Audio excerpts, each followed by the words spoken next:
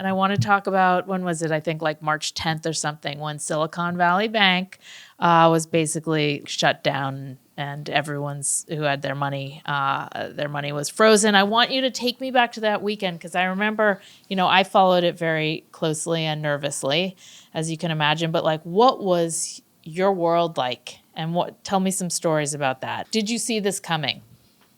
So 3 or 4 years went by. We've grown a lot. We're 170 people. We have, dozens, maybe 100 plus companies that were deeply integrated with SVB. We at this point work with about 30 banks. And so they're not the only bank that we focus on, but it's still a very important bank, especially for the early stage clients that we have. So before the weekend, even on like that Wednesday, Thursday, I started getting texts from, investors and folks saying, hey, just checking, like how much of your funds as the company are sitting at SVB. And I started getting enough of those where I was like, if a lot of these, hit every single founder, like that's not going to be a very, and of course, maybe we're more connected to banks. People thought we knew a little bit more, but to answer the question, no, we didn't see it coming. I mean, I think that it's something that nobody really saw coming to the degree that it sort of happened and how quickly it happened. And we can talk about what contributes to that. But, bank runs are pretty rare. Like they used to not be rare. And then we introduced a lot of kind of regulatory things that made them a lot more rare.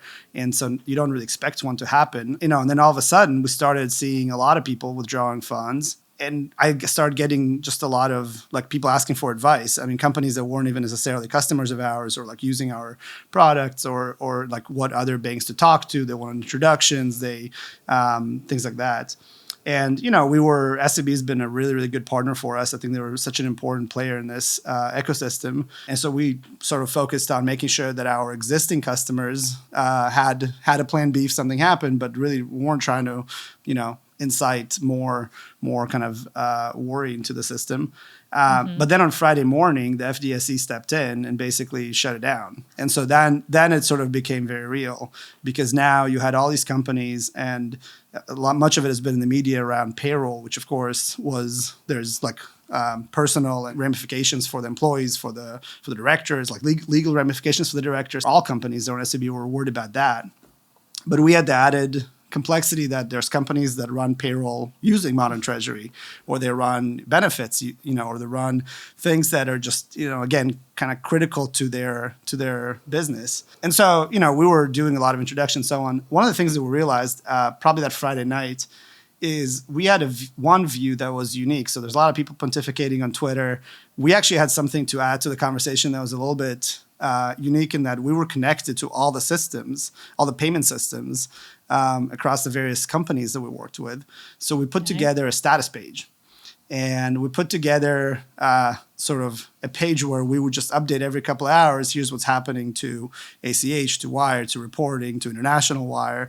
What's happening with, like, if you want to send a wire internationally, you have to go send it to a correspondent bank oftentimes. Like, it became something that was being spread around because there's so much uncertainty and so much like worry about what was happening. All through Saturday, we're working through the weekend, we're working with companies. Sometimes we're introducing them to other banks. Sometimes they had other bank accounts that they were open already, but they hadn't actually set anything up. So they're kind of trying to rebuild some of their flows.